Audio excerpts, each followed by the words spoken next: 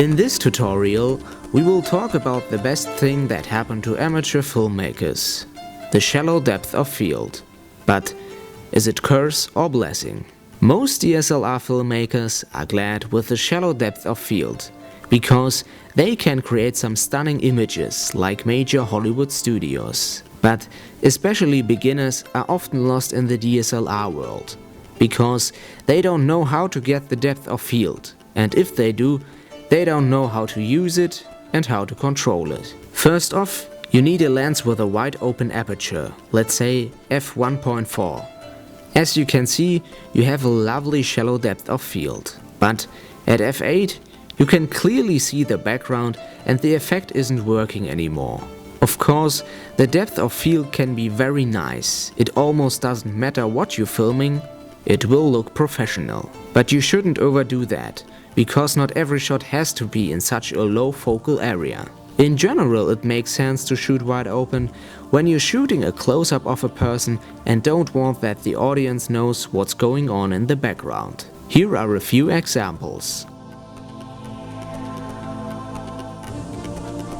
This was shot with an expensive high-quality lens. But if you're shooting with a cheap lens that has a low aperture, you will get a lot of blur. But the things that are in focus aren't really sharp because of the lens quality. You shouldn't shoot too wide open if you're filming a big crowd from the front or above. Why?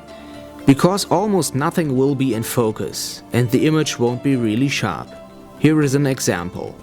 You can clearly see that the video taken at f8 looks better and sharper because more people are in focus. This brings us to the next point: how to control the depth of field. If someone walks from the background of your video into the front and you want to have him in focus all the time, you have to pull the focus ring of the lens.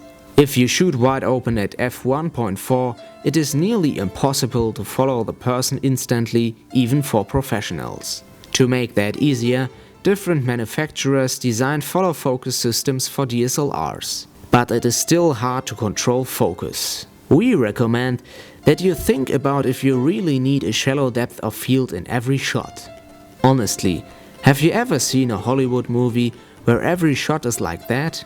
You need to mix it in a nice way, otherwise the audience will go crazy. Back to the question: is it curse or blessing? For us, it is a blessing, because you can create a look that is still special to most people, but it isn't always easy. What do you think? Leave a comment.